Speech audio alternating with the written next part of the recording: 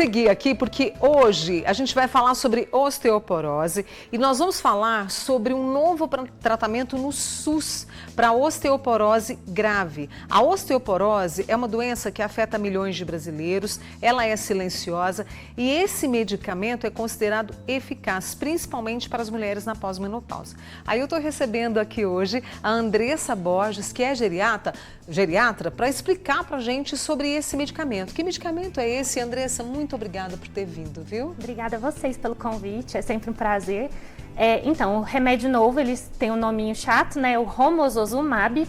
É mais um para o nosso arsenal de tratamento da osteoporose. A gente já tem no SUS alguns outros remédios, mas os que a gente tem disponível de forma mais fácil, a gente chama de antirreabsortivos, que são aqueles que não deixam o osso ser degradado. E o que esse remédio novo tem de melhor?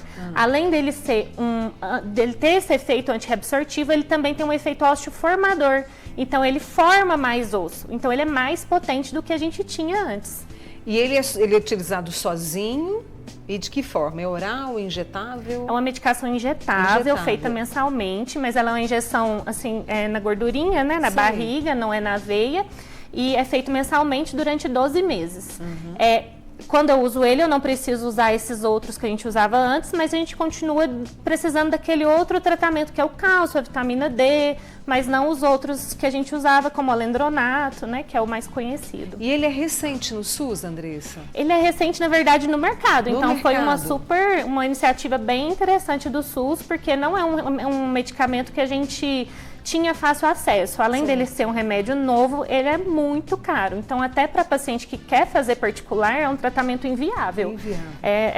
A gente não fazia, né? Então, agora com a disponibilidade no SUS, eu conseguindo preencher os critérios, aí muita gente vai ter acesso. Chegamos ao ponto, quais são os critérios? Eu até citei, falando que para mulheres pós-menopausa em estágios graves da doença. Isso, a gente considera que tem que ser uma mulher, os estudos ainda são só em mulheres, né? A gente tem poucos estudos em homens, então tem que ser mulher pós-menopausa.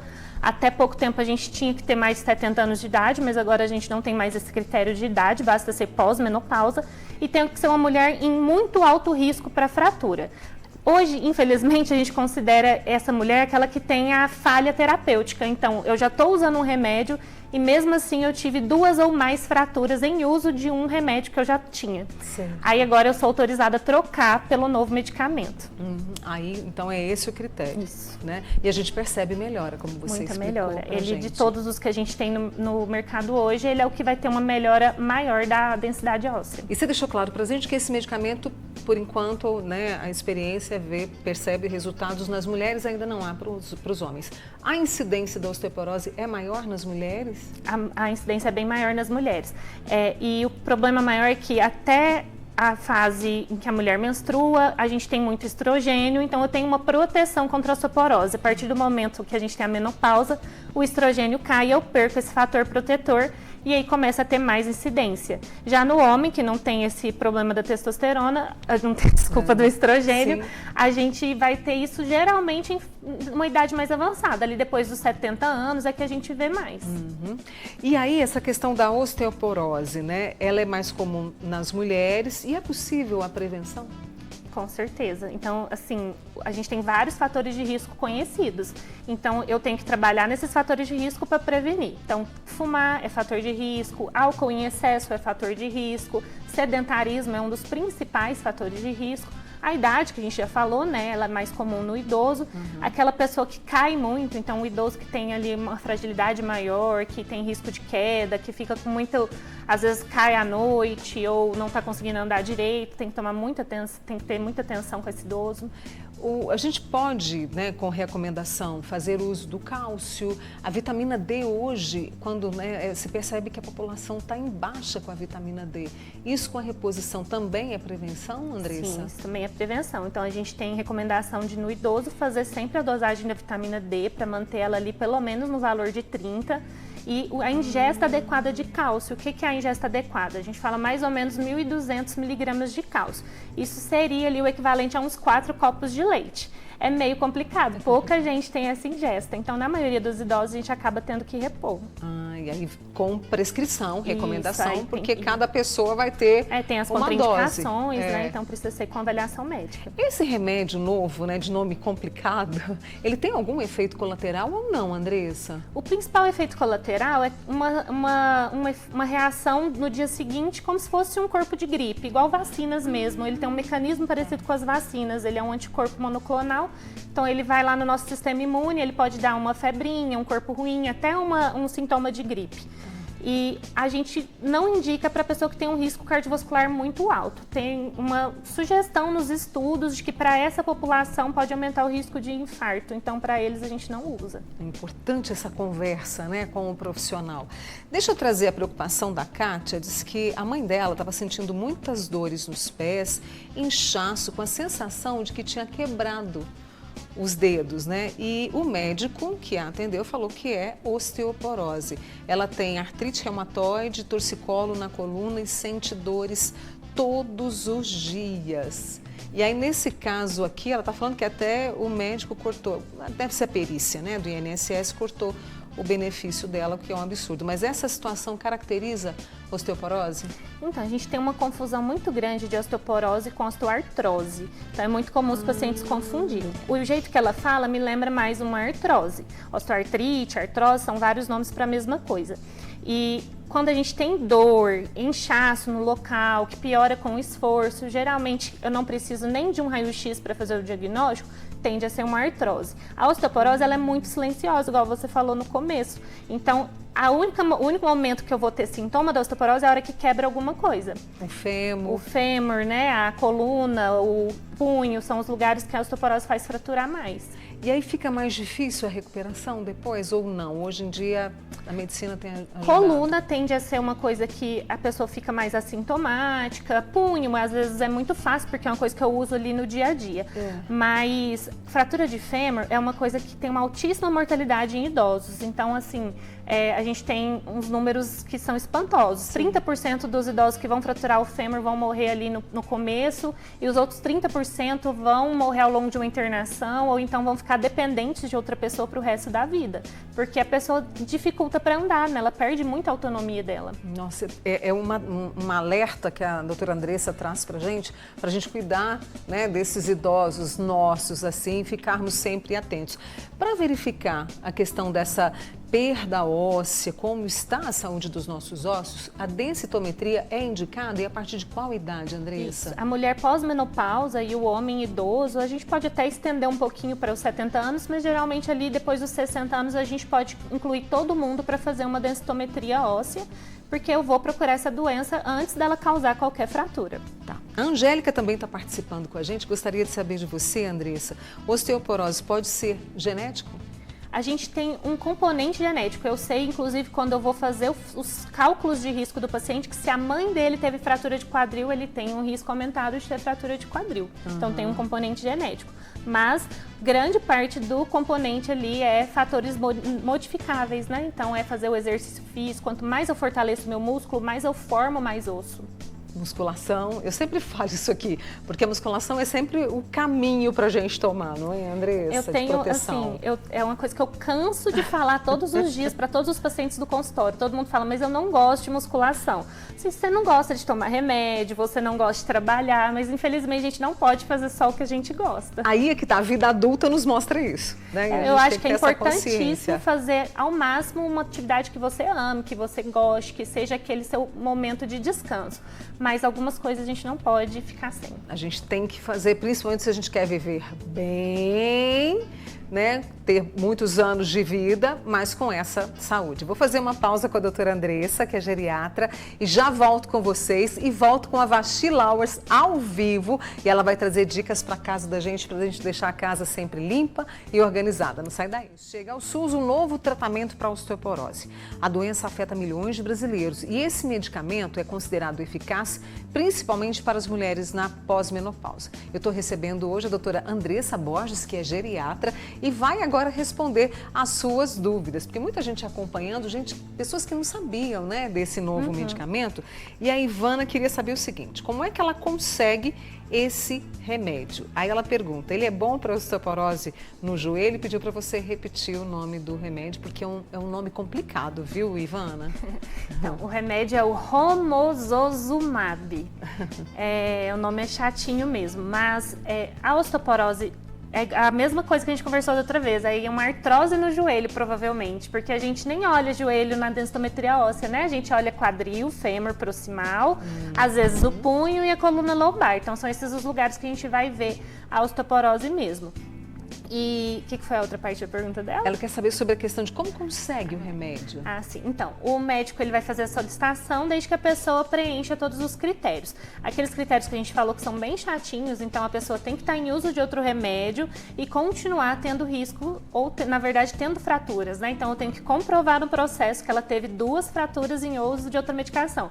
O médico tem que anexar ali o laudo das radiografias mostrando que ela fraturou, ela tem que ser uma mulher e tem que estar após menopausa. Fazendo tudo isso, preenchendo esses critérios, o médico envia a documentação. Na verdade, o médico entrega ao paciente que envia para o Ministério, para a Secretaria Regional de Saúde fazer a liberação.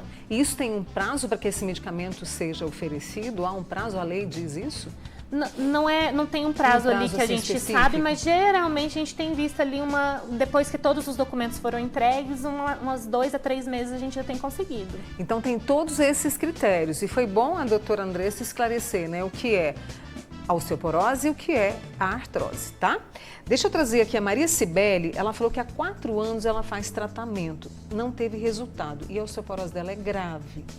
E quer saber como faz para ter esse tratamento e faz uso de cálcio, alendronato e vitamina D também há 4 anos e não está vendo resultado.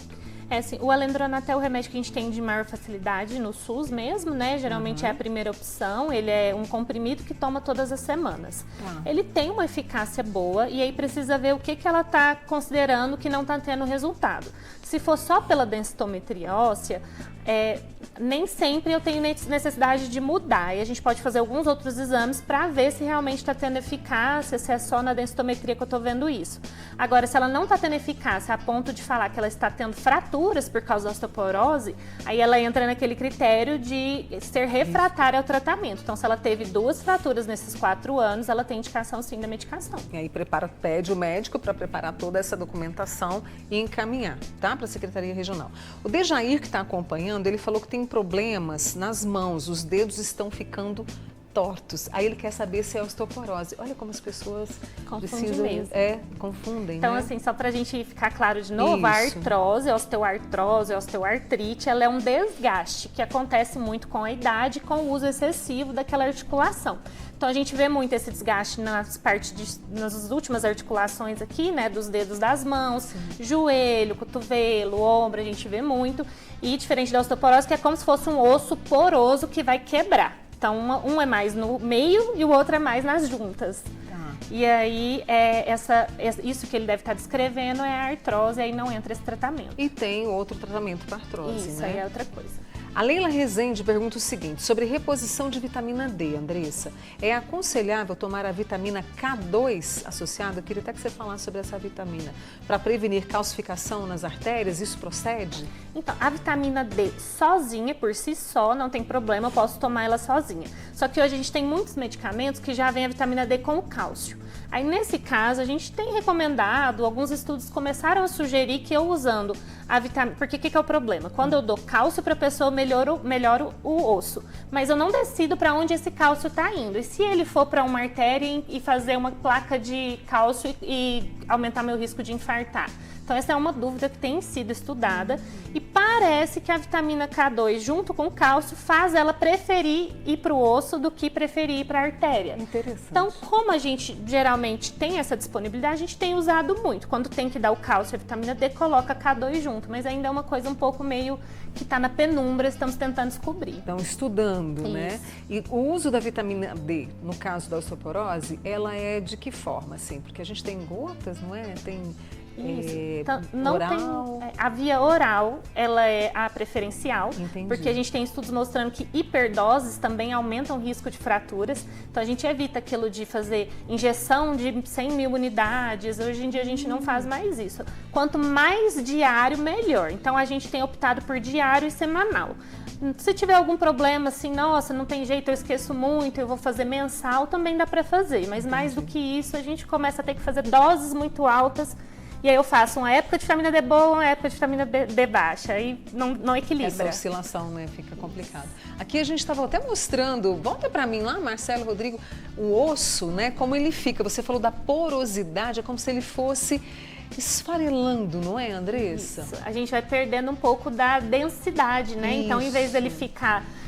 eu gosto de fazer uma comparaçãozinha. Por favor. Se você pegar uma paçoca e fazer assim, ela esfarela, mas se você amassar ela todinha, você vai ver que ela fica firme, quer dizer, ela fica mais densa. Então, quando eu tô mais apertadinho, eu tô densa. E quando eu tô com muito ar no meio, ele esfarela. A osteoporose é como se tivesse excesso de ar ali no meio, vai ficando tudo cheio de porozinhos no meio. E aí quebra. E é onde ela fica frágil e fratura. E a pessoa, por exemplo, tive uma fratura no fêmur, ela pode ter uma outra fratura meses depois? Fratura, inclusive, é um fator de risco para nova fratura, porque eu tenho certeza agora que essa pessoa está predisposta a isso.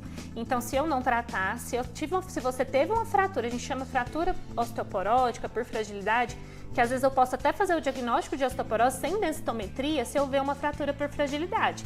Então, o que é normal? Se eu estou aqui andando no estúdio e tropeço, caio e bato o quadril no chão, não é para quebrar. O normal é que foi um impacto muito baixo, não quebra.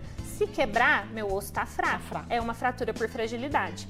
Então, já posso ter certeza que eu tenho osteoporose, tem que tratar. Então, pessoa internou, principalmente idoso, caiu da própria altura, fraturou o fêmur, tem que sair dali com já a programação de fazer o tratamento da osteoporose. Cair da própria altura estou aqui, de repente... Isso, é não ter subido em nada, né? Exatamente. Às vezes eu não precisa ter subido um degrau para cair, eu tô andando e caí. Que às vezes a gente, na osteoporose, o osso está tão frágil que ela fratura sem trauma. Então não é porque ele caiu que ele quebrou. Às vezes quebrou, desequilibrou, caiu. Só de andar quebrou. Olha que situação, por isso que a gente tem que ficar atento. Lá em Araguari, a Rosimeire está acompanhando a gente, Andressa. Ela falou que em agosto de 2024 fraturou o joelho subindo em uma cadeira. Não fez cirurgia, dói demais, não pode andar rápido. Ela disse que dói demais, até dentro de casa ela tem dificuldade para se locomover. O joelho quebrou, tem a ver com a osteoporose, subiu na cadeira?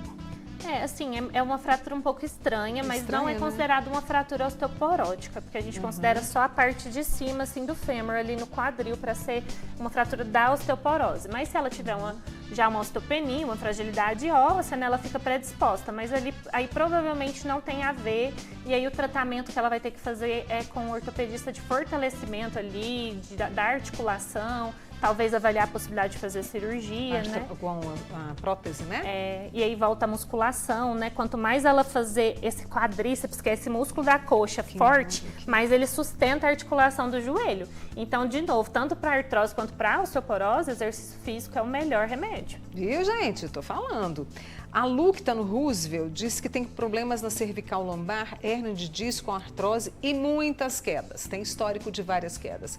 Ela se enquadra nesse tratamento? Aí tem que avaliar mais de forma minuciosa? É muito comum, igual a gente tinha comentado, de ter fratura de coluna e não ter sentido nada. Então, uma pessoa que cai muito, se eu faço uma densitometria, vejo que ela tem osteoporose, eu já faço, mesmo ela não sentindo nada, a gente faz um raio-x ali da coluna inteira. Se eu ver 2 vértebras quebradas e a osteoporose na densitometria, a gente consegue pedir a medicação. A Iris também, que sempre acompanha, ela contou o seguinte pra gente, Andressa. Inchaço, ela tem demais, tem trombose, tá tratando aí dores nas juntas, né? Dói demais quando ela pisa. Ela vai fazer o exame novamente este ano. Mas ela queria uma dica sua aí, se isso pode ser osteoporose, como é que ela pode prevenir a osteoporose? Entendi. Eu fiquei um pouco na dúvida aí de onde que é o inchaço. Nas pernas. Mas ela não falou o lugar, né? Se é joelho, ele falou dor nas juntas, né? Não. Não parece, igual a gente conversou, a osteoporose não dá sintoma, né? A osteoporose dá fratura. Então, se não tiver nada quebrado, essas dores e esse inchaço não é de osteoporose. Aí pode ser de artrose e aí tem que fazer o tratamento. Mas um dos sintomas que mais tem causa diferente é inchaço nas pernas. Então, tem que investigar, pode ser coração, pode ser veias, pode ser trombose, pode ser doença renal, um monte de coisa dá inchaço na perna, tem que investigar. Inchaço por muito tempo não é normal, Não né? é normal. A Solange, ela perguntou sobre, ela tem osteopenia. Quem tem redução, bom, eu não entendi. Ela tem osteopenia, eu acho que ela está tentando perguntar, é esse tratamento injetável do novo medicamento, né? Isso pode levar ao infarto. Você falou que quem tem risco cardiovascular não é indicado, né? Mas eu queria também que você falasse sobre a osteopenia. Ela é diferente da osteoporose? Isso. Então, assim, a questão do infarto, a gente não viu uma associação clara no estudo da medicação. Mas, por precaução, se eu tive infarto AVC há 1 ano, a gente não dá a medicação para ter certeza que não vai acontecer nada. Mas, às vezes, a pessoa que teve infarto há 5 anos, a gente faz a medicação e a gente não provou que acontece nada. É só uma medida de segurança até os estudos avançarem. E a osteopenia, ela é como se fosse uma pré-osteoporose. Mas, igual eu falei que às vezes eu posso fazer diagnóstico de osteoporose sem a densitometria, a pessoa pode ter uma osteopenia da densitometria e por outros critérios ela ter osteoporose. Então, hoje a gente sabe que não é só a densitometria. A gente tem um cálculo de risco, uma calculadora que eu jogo todos os fatores de risco. Então, se a mãe teve queda, se ela fuma, se ela tem diabetes, artrite reumatoide, que são doenças que aumentam o risco, eu jogo tudo isso nesse gráfico e ele calcula. Se ele vier ali muito alto risco de fratura, ela vai ser o mesmo tratamento da osteoporose, mesmo a densitometria com osteopenia. Não com osteopenia, né? Para poder melhorar. E a gente tem visto essa melhora significativa. Sim.